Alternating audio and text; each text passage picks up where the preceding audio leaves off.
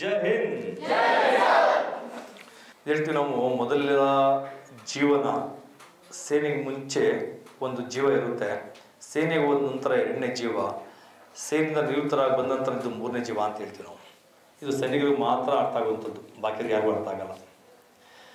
ಯಾಕೆಂದರೆ ಆಡೋಂಥ ವಯಸ್ಸಿನಲ್ಲಿ 18, 19, 20 ವರ್ಷ ವಯಸ್ಸಲ್ಲಿ ನಾವು ಸೇನೆಗೆ ಹೋಗ್ಬಿಡ್ತೀವಿ.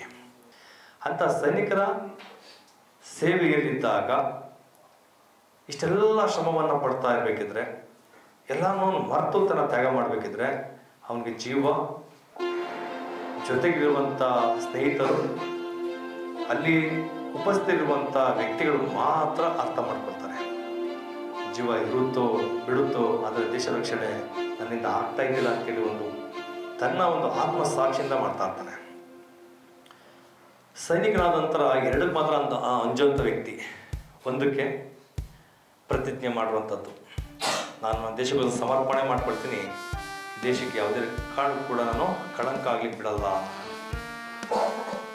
ನಾನು ಮಾಡುವಂಥ ಪ್ರತಿನಿಧಿಯನ್ನು ಹಿಂದೆ ತಗೊಳ್ಳಲ್ಲ, ಜೀವನ ಹೋದರೂ ಸರಿ ನಾನು ಹೋರಾಡ್ತೀನಿ ನನ್ನ ದೇಶಕ್ಕೋಸ್ಕರ, ನನ್ನ ಜನತೆಗೋಸ್ಕರ ಅಂತ. ಎರಡನೇದು ಹಂಚುವಂಥದ್ದು ವಿಶೇಷ ಕುಟುಂಬಕ್ಕೆ. ಕುಟುಂಬ ತುಂಬ ದೂರ ಇರುತ್ತೆ, ಕುಟುಂಬದವ್ರಿಗೂ ಆಸೆ ಇರುತ್ತೆ, ನನ್ನ ಗಂಡ ಹಂಗಿರ್ಬೇಕು, ಹೀಗಿರಬೇಕು, ಜೊತೆಗಿರಬೇಕು, ಆಸೆ ಆಕಾಂಕ್ಷೆ ಉಳ್ಕೊಂಡಿರ್ತಾರೆ ಪ್ರತಿಯೊಬ್ಬರು ಕೂಡ. ಮಕ್ಕಳ ಎಜುಕೇಷನ್ ಆಗಿರ್ಬೋದು, ತನ್ನ ಹೆಂಡತಿ ಮಡದಿಯ ಅವಾಗ ಅಲ್ಲಿರುವಂಥ ಎಷ್ಟೋ ಕಷ್ಟಗಳು ಅವರು ಎದುರಿಸ್ತಾ ಇರ್ತಾರೆ. ಅದಕ್ಕೆ ನಾವು ಹೇಳ್ತೀವಿ, ನಮ್ಮ ಬೆನ್ನೆಲುಬಾಗಿ ನಿಂತ್ಕೊಳ್ಳೋಂಥ ವ್ಯಕ್ತಿ ಅಂತಂದರೆ ಅದಕ್ಕೆ ನಮ್ಮ ಧರ್ಮಪತ್ನಿ ಅಂತ ಹೇಳ್ತೀನಿ ಯಾವಾಗಲೂ. ಯಾಕಂದ್ರೆ ಈ ಒಂದು ವೇದಿಕೆಯಲ್ಲಿ ಉಪಸ್ಥಿತಿರುವಂಥ ನಮ್ಮ ಮಹಾದೇವ ಸ್ವಾಮಿ ಸರ್, ಧರ್ಮಪತ್ನಿಯವ್ರ ತಾಯಿಯವ್ರ ಮಗ, ಈ ಒಂದು ಸುವರ್ಣ ದಿನ ಅಂತ ಹೇಳಲಿಕ್ಕೆ ಇಷ್ಟಪಡ್ತೀನಿ. ನಮ್ಮ ಸೈನಿಕ ಮೈಸೂರಿನಲ್ಲಿ ನಮ್ಮ ಯುವ ಸೈನಿಕರ ಮಧ್ಯೆ ಇವ್ರಿಗೊಂದು ಗೌರವಿಸ್ತಾ ಇರೋದು ನನಗೆ ಎಲ್ಲ ಹೆಮ್ಮೆ ತರುವಂಥ ಸಂಗತಿ. ಜೈ ಹಿಂದ್. ಹೌದು ಜೋಶ್. ನಮ್ದು ಒಂದು ಇಂಗ್ಲಿಷಲ್ಲಿ ಒಂದು ಕೋಟ್ ಬರುತ್ತೆ, ಏನಂತಂದಾಗ soldiers are not made for war, they are made for peace ಅಂತ. ಅದಾಯ್ತಾ? ಎಷ್ಟೋ ಸೈನಿಕರಿದಾರಲ್ವಾ, ವಾರ್ಗಂತಾನೆ ಸೇರ್ಕೊಳ್ಳಲ್ಲ, ಶಾಂತಿ ಕಾಪಾಡ್ಬೇಕಂತ ಸೇರ್ಕೋತಾರೆ. ಅದಾಯ್ತಾ? ಎಲ್ಲರೂ ಒಂದು ಪರಿಕಲ್ಪನೆ ಇರುತ್ತೆ, ನಾನು ಸೋಲ್ಜರ್ ಆಗ್ಬಿಟ್ರೆ ಆ ದೇಶ ನಿಂಗೆ ಹೊಡೆದಾಕ್ಬಿಡ್ಬೇಕು, ಆ ದೇಶ ನಿಂಗೆ ಹೊಡೆದಾಕ್ಬಿಡ್ಬೇಕು, ನಾನು ಹಿಂಗೆ ಮಾಡ್ಬೇಕು ಹಂಗೆ ಮಾಡ್ಬೇಕಂತ ಎಷ್ಟೋ ಅಭ್ಯರ್ಥಿಗಳ ಕನಸದು. ಬಟ್ ಒಬ್ಬ ರಿಯಲ್ ಸೋಲ್ಜರ್ ಏನಂದ್ರೆ, ನನ್ನ ದೇಶವನ್ನ ನಾನು ಯಾವ ರೀತಿ ಶಾಂತಿಯಾಗಿ ಕಾಪಾಡಬೇಕು, ನನ್ನ ದೇಶದಲ್ಲಿ ಜೀವಿಸಿರ್ತಕ್ಕಂಥ ವ್ಯಕ್ತಿಗಳನ್ನ ನಾನು ಯಾವ ರೀತಿ ಶಾಂತಿಯಾಗಿ ಕಾಪಾಡಬೇಕು ಅಂತಂದು. ಯಾಕಂತಂದಾಗ ಇಲ್ಲಿ ನಾವು ಲೈವ್ ಆಗಿ ನೋಡಿದ್ದೀವಿ. ನನ್ನ ಇಡೀ ಜೀವನದಲ್ಲಿ ನಿವೃತ್ತ ಸೈನಿಕರು ಅಂತ ನೋಡಿದ್ದು ಫಸ್ಟ್ ಸ್ಯಾಮ ಕಡೆಗೆ ಬಂದಾಗ ಶ್ರೀಧರ್ ಸರ್. ಯಾಕಂದ್ರೆ ನಾನು ಇಡೀ ಲೈಫ್ ನನ್ನ ಅದೃಷ್ಟವೋ ಅಥವಾ ನನ್ನ ತಾಯಿ ಅಥವಾ ತಂದೆ ಒಂದು ಅದೃಷ್ಟವೋ ಗೊತ್ತಿಲ್ಲ, ಎರಡೆರಡು ಬಾರಿ ಈಗ ಮಹಾದೇವ ಸರ್ ಸ್ವಾಮಿ ಸರ್ ಸಹ ನಾನು ನೋಡೋದು. ಯಾಕಂತಂದ್ರೆ ನಾವು ಹಲವಾರು ಜನ ಸೈನಿಕರು ನೋಡ್ಬಿಡ್ತೀವಿ, ಹಲವಾರು ಜನನ ಬಸ್ ಸ್ಟಾಪ್ಗಳಲ್ಲೋ ಅಥವಾ ಡ್ಯೂಟಿಗೆ ಹೋಗ್ಬೇಕಾದ್ರೆ ಟ್ರೈನ್ಗಳಲ್ಲೋ ಅಥವಾ ಏರ್ಪೋರ್ಟ್ಗಳಲ್ಲೋ ನೋಡ್ಬಿಡ್ತೀವಿ. ಬಟ್ ನಮಗೆ ಗೊತ್ತಿಲ್ಲ ನೆಕ್ಸ್ಟ್ ನಾವು ಮತ್ತೆ ನೋಡ್ತೀವೋ ಇಲ್ವೋ ಅಂತ. ಯಾಕಂತಂದ್ರೆ ಸೈನಿಕರ ಬದುಕು ನೀರಿನ ಮೇಲಿನ ಗುಳೆ ಇದ್ದಂತೆ, ಹೋಗ್ತಾರೆ ಬಟ್ ಯಾವ ಬರ್ತಾರೆ ಆ ತರ ಗೊತ್ತಿದ್ದು ಶ್ರೀಧರ್ ಸರ್ ಆಗಿರ್ಬೋದು, ಮಹಾದೇವ ಸ್ವಾಮಿ ಸರ್ ಆಗಿರ್ಬೋದು, ಅವರ ತಂದೆ ತಾಯಿದ್ರು ಕಳಿಸಿದಾರಲ್ಲ, ಫಸ್ಟ್ ಅವ್ರಿಗೆ ನಾವು ಕೃತಜ್ಞತೆ ಸಲ್ಲಿಸ್ತೀವಿ. ಯಾಕಂತಂದ್ರೆ ನಮ್ಮ ದೇಶನ ಅವರ ತಂದೆ ತಾಯಿಂದ್ರು ಎಷ್ಟು ಕಾಪಾಡಿದಾರೋ, ರೈತರಿದ್ದಾರೆ, ಅನ್ನ ಹಾಕಿದ್ದಾರೆ, ದೇಶನ ರಕ್ಷಣೆ ಮಾಡಿದ್ದಾರೆ. ಅದೇ ರೀತಿ ನಾವು ಅನ್ನ ಹಾಕಿ ಬೆಳೆ ಬೆಳೆದು ದೇಶಕ್ಕೆ ಒಂದು ಫುಡ್ ಕೊಟ್ಟು ನಾವು ದೇಶನ ಸಾಕ್ತಾ ಇದೀವಿ, ನಮ್ಮ ಮಕ್ಕಳು ಅವ್ರಿಗೆ ರಕ್ಷಣೆ ನೀಡಲಿ ಅಂತ ಒಂದು ಧೈರ್ಯದ ಮೇಲೆ ಕಳಿಸಿದಾರಲ್ವಾ, ಆ ಧೈರ್ಯಕ್ಕೆ ನಾವು ಫಸ್ಟ್ ಮೆಚ್ಚುಗೆ ಸಲ್ಲಿಸಬೇಕಾಗ್ತದೆ. ಯಾಕಂತಂದ್ರೆ ಈಗ ಮಹಾದೇವ ಸ್ವಾಮಿ ಸರ್ ಆಗಿರ್ಬೋದು, ಈಗ 30 ವರ್ಷಗಳ ಕಾಲ ಸೇವೆ ಸಲ್ಲಿಸಿ ಬಂದಿದ್ದಾರೆ ಅಂತಂದ್ರೆ ಎಷ್ಟು ಕಷ್ಟಗಳನ್ನು ಅನುಭವಿಸಿರ್ಬೇಡ, ಎಷ್ಟು ನೋವನ್ನು ಅನುಭವಿಸಿರ್ಬೇಡ ಅಲ್ವಾ. ಒಂದು ಎಂಗೇಜ್ ಅಲ್ಲೋ ಅಥವಾ 20-25 ಏಜ್ 30 ಏಜ್ ಅಲ್ಲೋ ಒಂದು ಮದುವೆಯಾಗಿ ಗಂಡನನ್ನ ಬಾರ್ಡರ್ ಕಳಿಸಿ ಏಂತಿ ಕಾಯ್ತಾ ಇರ್ಬೇಕಲ್ಲ, ಒಂದು ನಂಬಿಕೆ ಇದೆ ಅಲ್ವಾ, ನನ್ನ ಗಂಡ ಬರ್ಬೋದು ಅಂತ ಅಲ್ವಾ. ಆ ನಂಬಿಕೆಗೆ ನಾವು ಚಪ್ಪಾಳೆ ತರಬೇಕಾಗುತ್ತೆ. ಹಾಗಾಗಿ ಈ ಸೇನೆ ಅನ್ನೋದೊಂದು ಇದೆ ಅಲ್ವಾ, ಸೇನೆ ಅನ್ನೋದು ಇದೆ ಅಲ್ವಾ, ಎಲ್ರಿಗೂ ಒಲಿಯೋದಲ್ಲ. ಒಂದು ಕಲಾ ಸರಸ್ವತಿ ಎಲ್ರಿಗೂ ಒಲಿಯಲ್ಲ, ಒಂದು ವಿದ್ಯೆ ಎಲ್ರಿಗೂ ಒಲಿಯಲ್ಲ, ಅದಕ್ಕೆ ತಪಸ್ಸು ಮಾಡಿರ್ಬೇಕು. ಅಂತ ತಪಸ್ಸು ಮಾಡಿರೋ ಇಬ್ಬಿಬ್ಬರು ವ್ಯಕ್ತಿಗಳು ನಾವು ಒಂದೇ ವೇದಿಕೆಯಲ್ಲಿ ನಾವು ನೋಡ್ತಾ ಇದ್ದೀವಿ. ಹಾಗಾಗಿ ಜೈ ಜವಾನ್ ಜೈ ಕಿಸಾನ್ ಅಂತ ಲಾಲ್ ಬಹದ್ದೂರ್ ಶಾಸ್ತ್ರಿ ಹೇಳಿದ್ರು, ನಿಮ್ಗೆಲ್ಲರೂ ಗೊತ್ತಿದೆ, ಪ್ರತಿಯೊಬ್ಬರು ಅದನ್ನು ಓದಿ ಇನ್ಸ್ಪಿರೇಷನ್ ಕೂಡ ಆಗಿದ್ದೀರಾ. ಅಲ್ವಾ? ದೇಶಕ್ಕೆ ಅನ್ನ ಕೊಡೋ ರೈತಗೆ ಎಷ್ಟು ಮುಖ್ಯನೋ ದೇಶಕ್ಕೆ ರಕ್ಷಣೆ ನೀಡುವಂತಹ ಒಬ್ಬ ಸೈನಿಕನು ಅಷ್ಟೇ ಮುಖ್ಯ. ಯಾಕಂತಂದ್ರೆ ಎಲ್ಲರೂ ಇಷ್ಟಪಟ್ಟು ಆರ್ಮಿಗೆ ಹೋಗ್ಬಿಡ್ತೀವಿ, ಸೇವೆ ಸಲ್ಲಿಸ್ತೀವಿ. ಬಟ್ ನಿವೃತ್ತಿ ಹೊಂದದಂತ ನಾವು ಬಿಡ್ತೀವಾ? Question mark. ಯಾರು ಊಹೆ ಮಾಡೋಕ್ಕಾಗಲ್ಲ. ನೀನು ಇವತ್ತು ಡೆಸ್ಟಿನಿ ಬರೀಬೋದು, ನಿನ್ನ ಡೆಸ್ಕ್ ಮೇಲೋ ನಿನ್ನ ಬುಕ್ ಮೇಲೆ ನಾನು ಇಂಡಿಯನ್ ಆರ್ಮಿ ನಾನು ಜಾಯ್ನ್ ಆಗ್ತೀನಿ ಅಂತ ಬರೀಬೋದು. ಬಟ್ ಒಂದು 30 ಪೇಜ್ ಆದ್ಮೇಲೆ ತೆಗೆದು ನಾನು ಮತ್ತೆ ನಿವೃತ್ತಿ ಹೊಂದಿನ ಅಂತ ಬರೆದು ಬಿಡಿ ನೋಡೋಣ.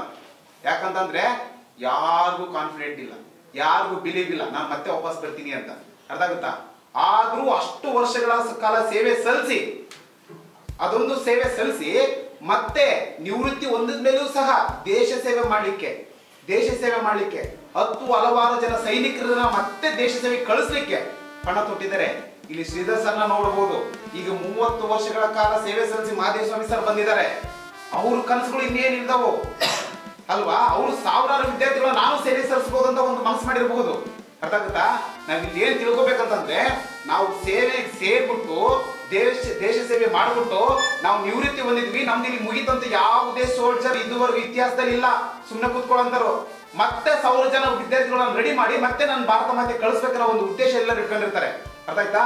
ಅಂತ ನಿವೃತ್ತ ಸೈನಿಕರಿಗೆ ನಾವು ಇವತ್ತು ಸನ್ಮಾನ ಸಲ್ಲಿಸುವಂತಹ ಒಂದು ಭಾಗ್ಯ ನಮ್ಮ ಸ್ಯಾಮ್ ಅಕಾಡೆಮಿ ಒಂದು ಬಂದಿರ್ತಕ್ಕಂಥ ನಮ್ಮ ಅದೃಷ್ಟ. ಅರ್ಥ ಆಗುತ್ತಾ? ಇಂಥ ಒಬ್ಬ ಮಹನೀಯರು ಇವತ್ತು ಸ್ಟೇಜ್ ಮೇಲೆ ಇದ್ದಾರೆ. ಅರ್ಥ ಆಯ್ತಾ? ಇಂಥ ಒಳ್ಳೆ ಒಂದು ದೇಶಭಕ್ತರಿಗೆ ಜೀವ ಕೊಟ್ಟಿರ್ತಕ್ಕಂತಹ ಮಾತಾಯಿ ಇದ್ದಾಳೆ. ಅಂತಹ ಒಂದು ಯೋಧರನ್ನ ಪಡ್ಕೊಂಡಿರ್ತಕ್ಕಂತಹ ವೈಫ್ ಅವ್ರ ಮಡಿದೇವರು ಇದ್ದಾರೆ. ಯಾಕಂತಂದ್ರೆ ಇವ್ರು ನಾವೊಂದು ಕಾಮಿಡಿಗೆ ಅಂದ್ಬಿಡ್ತೀವಿ. ಕಾಮಿಡಿಗೆ ಅದು ವಾಟ್ಸಪ್ ಸ್ಟೇಟಸ್ ಎಲ್ಲ ನೋಡಿರ್ತೀರಿ. ಯಾಕಂತಂದ್ರೆ ನಮ್ಮ ಕದನವೀರ ಮೂವಿಲಿ ನೋಡಿದೀವಿ, ನಾವು ನೋಡಿದಿರಲಿಲ್ಲ. ಎಲ್ಲಾ ಯೋಧರಿಗೂ ಹೆಂಡ್ತಿರು ಸಿಕ್ಬಿಡ್ತಾರೆ, ಬಟ್ ಎಲ್ಲಾ ಹೆಂಡ್ತಿರಿಗೆ ಯೋಧರು ಸಿಗಲ್ಲಂತೆ ಅಲ್ವಾ? ಹಂಗಾಗಿ ಪ್ರತಿಯೊಂದು ಎಲ್ಲೋ ನೀವು ನೋಡಿರ್ತೀರಿ, ಎಲ್ಲೋ ಒಂದು ಕೋರ್ಟ್ ನೋಡಿರ್ತೀರ. ಇಲ್ಲಿ ನಮ್ಮ ಸ್ಯಾಮ್ ಅಕಾಡೆಮಿಲಿ ಒಂದು ಬ್ಯಾನರ್ ಹಾಕಿದ್ದಾರೆ. ಮನೋಜ್ ಕುಮಾರ್ ಪಾಂಡೆದು ಅವ್ರ ಬಗ್ಗೆ ಗೊತ್ತಿದ್ದೀರಾ ನಿಮಗೆ? ಅವ್ರದ್ದು ಕಾರ್ಗಿಲ್ ಯುದ್ಧ ಆಗ್ಬೇಕಾದ್ರೆ ಫಸ್ಟ್ ಕೈ ಕಟ್ಟಾಗುತ್ತೆ, ಕಾಲ್ ಕಟ್ಟಾಗುತ್ತೆ, ಎಲ್ಲದೂ ಇದಾಗುತ್ತೆ. ಎಡಗೈಯಿಂದ ಗ್ರೆನೇಡ್ ಒಗಿತಾರೆ. ಅವ್ರು ಏನಂತ ಗೊತ್ತಾ? ನನ್ನ ತಾಕತ್ತು, ನನ್ನ ರಕ್ತ, ನನ್ನ ತಾಕತ್ತು ತೋರ್ಸಕ್ಕಿಂತ ಏನಾದ್ರು ನನಗೆ ಸಾವು ಬಂದ್ಬಿಟ್ರೆ ಅದಕ್ಕೂ ಮುಂಚೆ ಆ ಸಾವನ್ನೇ ನಾನು ಸಾಯಿಸ್ಬಿಡ್ತೀನಿ ಅಂತ ಅಷ್ಟು ಧೈರ್ಯಶಾಲಿ. ಈ ಮಹದೇವಸ್ವಾಮಿ ಸರ್ ಆಗಿರ್ಬೋದು, ಶ್ರೀಧರ್ ಸರ್ ಆಗಿರ್ಬೋದು, ಇವ್ರು ಎಲ್ಲರೂ 108 ಆಸೆ ಆಕಾಂಕ್ಷೆಗಳು ಹೊಂದಿದ್ದಾರೆ. ಎಲ್ಲ ಆರ್ಮಿಗೆ ಹೋಗ್ತಿದಾರೆ ಅಂದ್ರೆ ಎಲ್ಲ ಬಿಟ್ಟೋದವ್ರು ಅಂತಾರಲ್ಲ. ಬಟ್ ಯಾವಾಗ ಇಂಡಿಯನ್ ಆರ್ಮಿಗೆ ಜಾಯಿನ್ ಆಗ್ತಾರೋ ಆಟೋಮೆಟಿಕ್ಲಿ ಎಲ್ಲ ಆಸೆ ಆಕಾಂಕ್ಷೆಗಳು ಬಿಚ್ಚಿರ್ತಾರೆ, ಕಳಿಸಿ ಬಿಸಾಕ್ತಾರೆ. ಬಿಕಾಸ್ ಅಲ್ಲಿ ಆರ್ಮಿಲಿ ಫಸ್ಟ್ ಹೇಳೋದು ನೇಷನ್ ಫಸ್ಟ್, ಬಾಕಿದ್ದೆಲ್ಲ ನೆಕ್ಸ್ಟ್ ಅಂತ ಒಂದು ಧ್ಯೇಯ ಇರುತ್ತೆ. ಅರ್ಥ ಆಗುತ್ತಾ? ಅಂತಹ ಅದ್ಭುತ ಮನಸ್ಥಿತಿ, ಅಂತಹ ದೃಢ ಮನಸ್ಥಿತಿ ನಮ್ಮ ಮಕ್ಕಳಿಗೂ ಬರಲಿ. ಇಂತಹ ಮಹದೇವಸ್ವಾಮಿ ಸರ್ ಆಗಿರ್ಬೋದು, ಶ್ರೀಧರ್ ಸರ್ ಆಗಿರ್ಬೋದು, ಇಂತಹ ಸಾವಿರಾರು ಒಂದು ನಿವೃತ್ತಿ ಯೋಧರು ನಮ್ಮ ಸ್ಯಾಮ್ ಅಕಾಡೆಮಿಯಲ್ಲಿ ನಾವು ಕರೆಸಿ ಸನ್ಮಾನ ಮಾಡಿಸಿ ನಿಮಗೆಲ್ಲ ಇನ್ಸ್ಪಿರೇಷನ್ ಮಾಡಿಸಿ ಇವರಂತಹ ಒಂದು ದೃಢ ಮನಸ್ಥಿತಿ ನಿಮ್ಮಲ್ಲೂ ಬಂದು ನಮ್ಮ ದೇಶ ಸೇವೆ ನೀವು ಮಾಡಲಿ ಅಂತ ಆಶಿಸ್ತಾ ಇಂತಹ ಒಂದು ಅವಕಾಶವನ್ನ ಇಂತಹ ಸಂದರ್ಭದಲ್ಲಿ ನನಗೆ ಸಿಕ್ಕಿರೋದು ನನ್ನ ಅದೃಷ್ಟ ಅಂತ ಹೇಳ್ತಾ ನನ್ನ 2 ಮಾತುಗಳನ್ನು ಮುಗಿಸ್ತೀವಿ. ಜೈ ಹಿಂದ್. ಎಲ್ಲ ಹೆಣ್ಮಕ್ಳು ಕೂಡ ಯೋಧರು ಸಿಗೋದು ಭಾಳ ಕಷ್ಟ, ಅದು ತುಂಬಾ ಕಷ್ಟ ಅಂತ ಹೇಳುವಂಥ ಮಾತು ನನ್ನ ಹೆಂಡತಿ ಅನಿತಾ ಮೇಡಮ್ ಅವರು. ಸತ್ಯ. ಅದು ಬಿಟ್ಟರೆ ಇನ್ನೊಂದು ಅವ್ರು ಕೊಟ್ಟು ಅವ್ರಿಗೆ ಒಂದು ಇನ್ನೊಂದು ಮನಸ್ಸು ಬಂದ್ಬಿಡ್ತು. 2-3 ದಿನ ಮುಂಚೆ ಹೇಳಿದ್ರು, ನನಗೆ ಭಾಳ ಇಷ್ಟ ಆಗ್ಬಿಡ್ತು ಅವ್ರು. ಯಾಕಂದರೆ ಆ ಎನ್ವೈರ್ಮೆಂಟಲ್ಲಿ ಇದ್ದಾರಲ್ಲ, ಅದೇ ಅದು ಅವ್ರು ಯೋಚನೆ ಮಾಡ್ತಾ ಇರ್ತಾರೆ ಏನಾದರೂ. ಅಲ್ಲ ರೀ, ಸೊ ಈಗ ಎಷ್ಟೋ ನಮ್ಮ ಹುತಾತ್ಮ ಸೈನಿಕರುಗಳು ಆಗ್ತಾ ಇರ್ತಾರೆ. ಎಲ್ಲರನ್ನೂ ಕೂಡ ಫೋಟೋ ಹಾಕಿ ಅಂತಂದರೆ ಎಲ್ಲರೂ ಕೂಡ ಫೋಟೋ ಹಾಕ್ಲಿಕ್ಕೆ ಆಗಲ್ಲ, ಎಲ್ಲ ಕಡೆನೂ ಹಾಕ್ಲಿಕ್ಕೆ ಆಗಲ್ಲ. ಆದರೆ ನಾವು ಇನ್ನೊಂದು ಒಳ್ಳೆ ಪ್ರಯತ್ನ ಮಾಡ್ಬೋದಲ್ಲ. ಯಾವುದೋ ಹಳ್ಳಿ ಭಾಗದಿಂದ ಯಾರೋ ಒಬ್ಬ ಸೈನಿಕ, 2 ಸೈನಿಕ, 3 ಜನ ಸೈನಿಕರು ಹೋಗಿರ್ತಾರೆ, ಅದಕ್ಕಿಂತ ಜಾಸ್ತಿ ಯಾರು ಹೋಗಿರಲ್ಲ. ಅದರಲ್ಲೂ ಕೂಡ ಯಾರಾದರೂ ಹುತಾತ್ಮರಾಗಿದ್ದರೆ ಯಾರೋ ಅಪರೂಪವಾಗಿ 1-2 ಮಾತ್ರ ಆಗಿರ್ತಾರೆ. ಅಂತ ಶಾಲೆ, ಆ ಸ್ಕೂಲ್, ಆ ಊರಿನ ಶಾಲೆಯಲ್ಲೋ ಅಥವಾ ಅವ್ರ ಪಂಚಾಯತಿ ಶಾಲೆಯಲ್ಲೋ ಅಥವಾ ತಾಲೂಕಿನಲ್ಲಿರುವಂಥ ಶಾಲೆಗಳಲ್ಲಿ ಹಾಕೊಬೋದಲ್ಲ. ಎಂಥ ಒಳ್ಳೆ ಮನಸ್ಥಿತಿ ಅಲ್ಲ ಅವರಿಗೆ. ಅಂದರೆ ಸೊ ಎಲ್ಲ ಕಡೆಯೂ ಎಷ್ಟು ಸುಮಾರು ಇದುಗಳು ಹುತಾತ್ಮರಾಗಿದ್ದಾರೆ, ಎಲ್ಲರದ್ದು ಫೋಟೋ ಹಾಕೊಳ್ಳಿಕ್ಕೆ ಆಗಲ್ಲ, ಆದರೆ ಅವ್ರ ಊರಲ್ಲಿ ಹಾಕೊಬೋದಲ್ಲ. ಈ ಥರ ಮಹದೇವಸ್ವಾಮಿ ಸರ್ರು ಸೊ ಬಹಳಷ್ಟು ಶ್ರಮಪಟ್ಟು 30 ವರ್ಷ ಅಂತಂದ್ರೆ ಸಾಮಾನ್ಯ ಮತ್ತಲ್ಲ. 30 ವರ್ಷ ಅಂತಂದರೆ ಭಾರತದಲ್ಲಿ 300 ವರ್ಷ ಕಳೆದಂಥ ಲೆಕ್ಕ. ನಾನು ನಿವೃತ್ತನಾಗಿ ಬಂದಿದ್ದೀನಿ, ಸರ್ ನಿವೃತ್ತರಾಗಿ ಬಂದಿದ್ದಾರೆ. ನಮ್ಮನ್ನು ಕಾಯ್ತಿರುವಂಥ ಸೈನಿಕರುಗಳು, ನಿಮ್ಮಂಥ ಸೈನಿಕರು, ನೀವು ನಾಳೆ ದಿನ ಡ್ಯೂಟಿಗೆ ಹೋಗ್ತೀರಾ, ನೀವುಗಳು ದೇವರಾಗಬೇಕು ಅಂತ ನಾನು ಹೇಳಲಿಕ್ಕೆ ಇಷ್ಟಪಡ್ತೀನಿ. ಯಾಕೆಂದರೆ ನಿಮ್ಮಲ್ಲಿ ನಿಸ್ವಾರ್ಥ ಸೇವೆ ಮನಸ್ಸು ನಿಮ್ಮಲ್ಲಿದೆ, ದೇಶ ಮೊದಲು ಅನ್ನೋ ಕಿಚ್ಚು ನಿಮ್ಮಲ್ಲಿದೆ. ಯಾವುದೇ ರೀತಿ ಸ್ವಾರ್ಥಕ್ಕೋಸ್ಕರ ಬದುಕಕ್ಕೆ ಹೋಗ್ತಾ ಇಲ್ಲ ನೀವುಗಳು. ನಾನು ನನ್ನ ದೇಶ, ನನ್ನ ಜನತೆಗೋಸ್ಕರ ಅಂತ ಹೋಗ್ತಾ ಇದ್ದೀರಾ. ಸರ್ ಸನ್ಮಾನ ಕೂತ್ಕೊಂಡು ಹೋಗ್ಬೇಕು ನೀವು.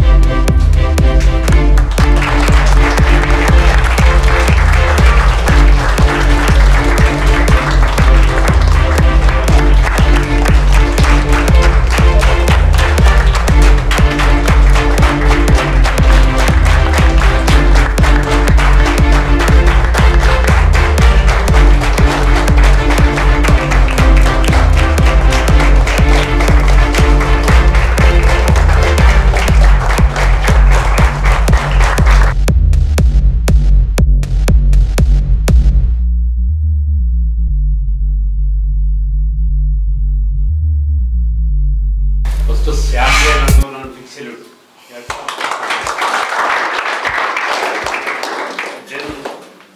Sir commando Sridhar sir and Mrs commando Sridhar ಮೇಡಮ್ಗೆ ನನ್ನ ಮತ್ತು ನನ್ನ ಧರ್ಮಪತ್ನಿಯಿಂದ, ನನ್ನ ಪರಿವಾರದಿಂದ, ನಮ್ಮ ಮಗನಿಂದ ಹೃತ್ಪೂರ್ವ ಅಭಿನಂದನೆ ಸಲ್ಲಿಸ್ತಿದ್ದಾರೆ. ನಮ್ಮ ಮೈಸೂರು ಜಿಲ್ಲೆಯಲ್ಲಿ ಮ್ಯಾಕ್ಸಿಮಮು ಕರ್ನಾಟಕದಂತ ಪೂರ್ತಿ ಸರಸ್ರಿದೆ ಎಲ್ಲ ತೋನ. ಎಷ್ಟು ನೀವು ನೋಡಿರ್ಬೋದು, ನೀವೇ ನೋಡಿ, ನಮಗೆ ಟೈಮ್ ಸಿಗ್ತಾ ನೋಡ್ತೀವಿ ಯೂಟ್ಯೂಬಲ್ಲೆಲ್ಲ. ಸಾರ್ ಸ್ಪೀಚ್ ಆಗಲಿ, ಒಂದು ದೇಶಭಕ್ತಿ ಇದಾಗಲಿ, ಒಂದು ಒಳ್ಳೆಯ ಸಂದೇಶ ತಿಳಿಸೋದಾಗಲಿ ಕರ್ನಾಟಕಕ್ಕೆ ಮತ್ತು ಭಾರತಕ್ಕೆ, ನನಗೆ ತುಂಬ ಖುಷಿಯಾಗುತ್ತೆ. ಒಂದು ಸೈನಿಕ ಅಕಾಡೆಮಿ ಮೈಸೂರು ನಡೆಸ್ತಾ ಇರೋದು ಇದುವರೆಗೂ ಇರಲಿಲ್ಲ. ಮ್ಯಾಕ್ಸಿಮಮ್ ಕರ್ನಾಟಕದಲ್ಲೂ ಎಲ್ಲೂ ಇಲ್ಲ ಅನಿಸುತ್ತೆ. ಇವಾಗ ಒಂದು ಬೆಳಗಾವಿ ಸೈಡಲ್ಲಿ ಎಲ್ಲ ಒಂದು ಇದೆ ಅನಿಸುತ್ತೆ. ನಮ್ಮ ಮೈಸೂರು ಡಿಸ್ಟಿಕಲ್ಲಿ ಮೈಸೂರು, ಮಂಡ್ಯ, ಜಾಮನಗರ ಮತ್ತು ಸೌತ್ ಕರ್ನಾಟಕದಲ್ಲೂ ಎಲ್ಲೂ ಈ ಥರ ಒಂದು ಅಕಾಡೆಮಿ ಇಲ್ಲ. ಮಕ್ಕಳನ್ನ ತಯಾರಿ ಮಾಡಿ ಫೋರ್ಸಸ್, ಇಂಡಿಯನ್ ಫೋರ್ಸಸ್ ಕಳಿಸೋದು ತುಂಬ ದೊಡ್ಡ ಜಿಮ್ಮೆವಾರಿ ಅನಿಸುತ್ತೆ. ಅಂದರೆ ರೆಸ್ಪಾನ್ಸಿಬಲ್ ಜಾಸ್ತಿ ಇದೆ. ಈ ಸಪೋರ್ಟಿವ್ ನಮ್ಮದು ಸರ್ದು ಬಂದ್ಬಿಟ್ಟು ಕರ್ನಾಟಕದಲ್ಲಿ ನಂಬರ್ 1 ಅಕಾಡೆಮಿ ಥರ ಬೆಳಿಬೇಕು ಅಂತ ನನ್ನ ಆಕಾಂಕ್ಷೆ. ಆ್ಯಕ್ಚುಲಿ ನಾನು ಹುಟ್ಟಿದ್ದು 1977 ದಾವಣಗೆರೆ ಅನ್ನೋ ಗ್ರಾಮದಲ್ಲಿ. ನಾನು ಓದು ವಿದ್ಯಾಭ್ಯಾಸ ಅಲ್ಲೇ ದಾವಣಗೆರೆಯಲ್ಲೇ, ಗೌರ್ಮೆಂಟ್ ಸ್ಕೂಲ್ ಇದೆ ಅಲ್ಲಿ ದಾವಣಗೆರೆಯಲ್ಲಿ. ಫಸ್ಟ್ ಸ್ಟ್ಯಾಂಡರ್ಡಿಂದ 10th ಅಲ್ಲೇ ಓದಿ. 1ನೇ ಕ್ಲಾಸಿಂದ 10ನೇ ಕ್ಲಾಸ್ವರೆಗೆ. 10ನೇ ತರಗತಿ ಫೇಲ್ ಆದೆ, ಮತ್ತು ಎಕ್ಸಾಮ್ ಕಟ್ಟಿದ್ರೆ ಫೇಲ್ ಆದೆ. ನಾನು 3rd ಟರ್ಮಲ್ಲಿ ಪಾಸಾದೆ. ಫಸ್ಟ್ PUCಗೆ KR ಸೇರಿಕೊಂಡೆ. KR ಗೊತ್ತಿರಬೇಕು, KR ಸೇರಿಕೊಂಡೆ. ಫಸ್ಟ್ PUC ಸೇರಿಕೊಂಡು ವಿತಿನ್ 4 ಮಂತಲ್ಲಿ ಈ ಥರ ಹುಣಸೂರಲ್ಲಿ IB ಇದೆ, ಇವತ್ತು ಇನ್ಸ್ಪೆಕ್ಷನ್ ಬರಲ್ಲ ಹುಣಸೂರಲ್ಲಿ. IBಲಿ ಈ ಥರ ಓಪನ್ ರ್ಯಾಲಿ ಇದೆ ಅಂಥೇಳಿ ಕಾಲೇಜಲ್ಲಿ ನೋಟಿಸ್ ಬೋರ್ಡಲ್ಲಿ ಹಾಕಿದ್ರು. ಆ ನೋಟಿಸ್ ಬೋರ್ಡ್ ಮ್ಯಾಕ್ಸಿಮಮ್ ಹುಣಸೂರು ತಾಲೂಕಲ್ಲಿದ್ದವರು, ಕ್ಯಾನಡದಲ್ಲಿ ಅಕ್ಕಪಕ್ಕ ಇದ್ದವರು ಅಟೆಂಡ್ ಮಾಡಿದ್ರು. ಅರೌಂಡ್ 1500 ಕ್ಯಾಂಡಿಡೇಟ್ಸ್ ಅಟೆಂಡ್ ಮಾಡಿದ್ರು. ಟೋಟಲಲ್ಲಿ ಸೆಲೆಕ್ಷನ್ ಆಗಿದ್ದು ನಾವು 7 ಜನ ಸೆಲೆಕ್ಷನ್ ಆಗಿ ಟೋಟಲ್ 1500 ಅಂದರೆ ಅವತ್ತು ಅವಾಗಿನ ಥರ ರ್ಯಾಲಿ ಸಪ್ರೇಟ್ ಆಗಿತ್ತು. ಇವಾಗ ಒಂದೊಂದು ಥರ ಸಪ್ರೇಟ್ ಮಾಡಿದ್ದಾರೆ. ಅವತ್ತಿನ ದಿವಸ ಮಾರ್ನಿಂಗ್ ಸ್ಟಾರ್ಟ್ ಮಾಡಿದ್ರೆ running, documentation, medical A to Z 100% complete. ಹೋಗ್ಬೇಕಾದ್ರೆ ನಮಗೆ ರಿಟರ್ನ್ ಎಕ್ಸಾಮ್ ಡೇಟ್ ಕೊಟ್ಟು ಹೋಗ್ಬಿಡ್ತೀವಿ. ಈ ಥರ ತಾರೀಕು ಬಂದು ಬ್ಯಾಂಗ್ಳೂರು BROದಲ್ಲಿ ಎಕ್ಸಾಮ್ ಬರೆದು ಪಾಸ್ ಆದಮೇಲೆ ಎನ್ರೋಲ್ ಡೇಟ್ ಬರ್ತಿತ್ತು. ಇವಾಗ ಪ್ರೊಸೀಜರ್ ಸ್ವಲ್ಪ ಜಾಸ್ತಿ ಆಗಿದೆ. ಯಾಕಂದರೆ ಮೊದಲು ಸ್ವಲ್ಪ ಮಿಲಿಟ್ರಿಗೆ ಸೇರೋ ಕಡಿಮೆ ಇರ್ತಿದ್ರು. ಆ ಥರ ಸ್ವಲ್ಪ ಶಿಸ್ತಾಗಿತ್ತು ಮೊದಲು. ಇವಾಗ ಶಿಸ್ತನ್ನ ಇನ್ನೂ ಜಾಸ್ತಿ ಶಿಸ್ತು ಮಾಡ್ತಾಯಿದ್ದಾರೆ. ದೆನ್ ನಾನು 94 ಮಿಲಿಟ್ರಿ ಸೇರಿದೆ. 94 ಡಿಸೆಂಬರ್ ಬ್ಯಾಂಗ್ಳೂರಲ್ಲೇ ಟ್ರೈನಿಂಗ್ ಮಾಡಿದೆ. ಮದ್ರಾಸ್ ಇಂಜಿನಿಯರಿಂಗ್ ಗ್ರೂಪ್ ಅಂತೇಳಿ. BROದಿಂದ ನಾವು ಅಲ್ಲಿ ಒಂದು 4-5 ಜನ ಹೋದೋ. ಅದು 7 ಜನದಲ್ಲಿ 4 ಜನನೇ ಆಗಿತ್ತು ಫೈನಲಿ. ಆ 4 ಜನದಲ್ಲಿ ನಾವು ಒಬ್ಬರು EME ಸೆಂಟ್ರಿಗೆ ಹೋದರು, ನಾನು MEGಗೆ ಬಂದೆ, ಇನ್ನಿವರು ಇನ್ಫೆಂಟ್ರಿ ಯೂನಿಟ್ಗೆ ಹೋದರು ಮೆಡ್ರಾಸ್ ರೆಜಿಮೆಂಟ್ಗೆ.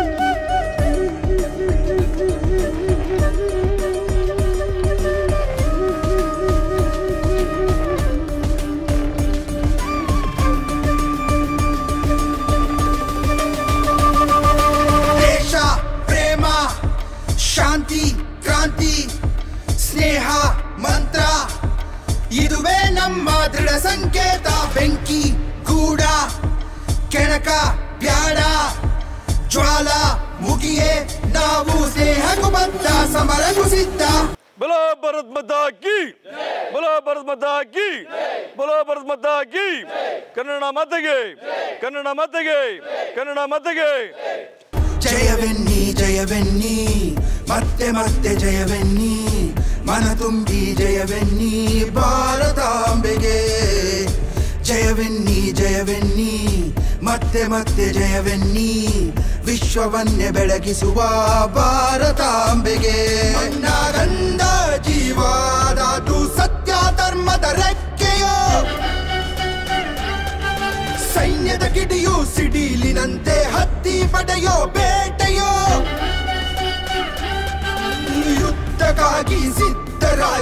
ಸಿಡಿಲ ಮರಿಗಳೇ ಹೆಜ್ಜೆ ಎರಡು ದಾರಿ ಹಲವು ವಿಶ್ವ ಕುಡಿಗಳೇ ನಮ್ಮದಿ ಬಾವುಟ ನೀಲಿ ನವದಿ ಹಾರುತ್ತ ನಮ್ಮದಿ ಭೂಪಟ ತಾರೆಯಂತೆ ಮಿನುಗುತ್ತ ನಮ್ಮದಿ ಬಾವುಟ ತಾಯಿ ಪ್ರೀತಿ ತೋರುತ್ತ ನಮ್ಮದಿ ಭೂಪಟ ಧರ್ಮವನ್ನು ಸಾರುತ್ತ